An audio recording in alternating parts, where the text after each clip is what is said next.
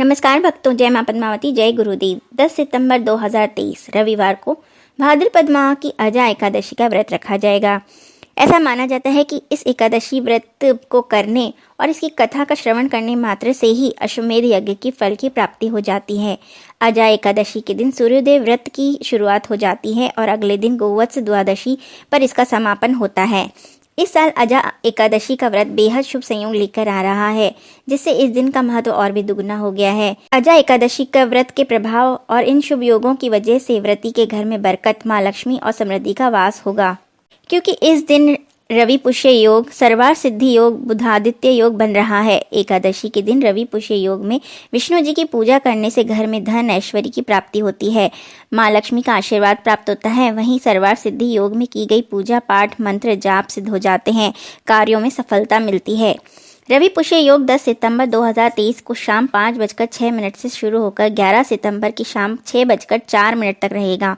साथ ही सर्वार सिद्धि योग 10 सितंबर की शाम 5:06 से 11 सितंबर की 6:04 तक रहेगा और बुध आदित्य योग पूरे दिन रहेगा।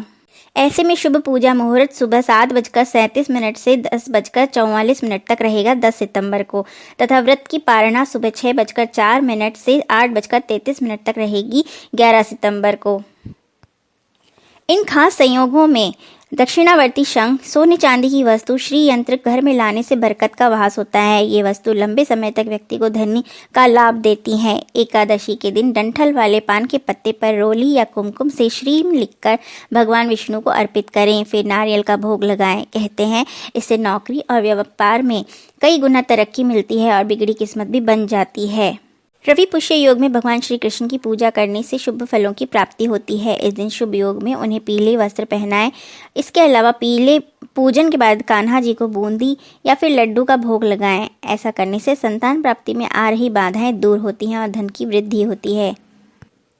पुष्य नक्षत्र के स्वामी शनि होते हैं, इसलिए आर्थिक स्थिति को मजबूत बनाने के लिए रोटी पर घी लगाकर और गुड़ रखकर गाय को खिलाएं। यदि कार्य क्षेत्र में संघर्ष करना पड़ रहा है तो ई देव, गुरु बृहस्पति और चंद्रदेव का पूजन अवश्य करें। इस दिन पीपल, शमी और सफ़ेद आंकड़े में जल अर्पित करके उसमें दीप प्रज्वलित अवश्य करें।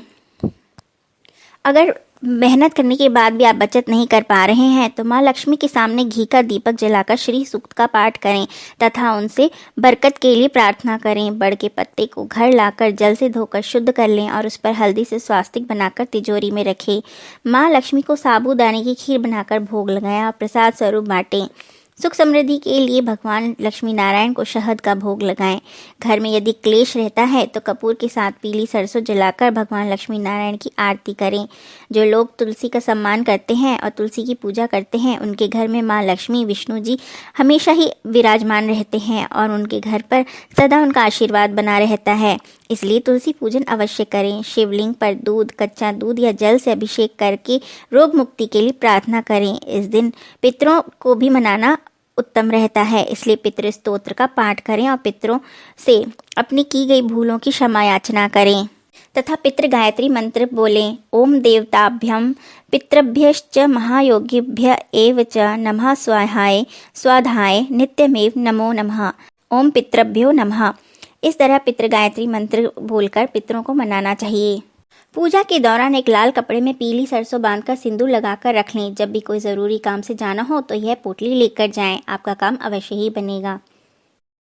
घर में ही शालिग्राम कृष्ण जी की और भगवान नारायण जी के सम्मुख उनके 12 नाम या विष्णु सहस्त्र नाम का पाठ करें या फिर ओम नमो भगवते वासुदेवाय मंत्र का यथाशक्ति जाप करें। पुष्य नक्षत्र वाले दिन एक दीपक श्री यंत्र के सामने, दूसरा श्री हरि विष्णु जी के किसी भी स्वरूप के सामने इलायची, एक लौंग और एक चुटकी हल्दी डालकर सूर्यास्त के बाद प्रज्वलित करें और हो सके तो विष्णु सहस्त्र नाम का एक पाठ भी कर लें, तो पितृ और लक्ष्मी नारायण भगवान दोनों ही प्रसन्न होते हैं।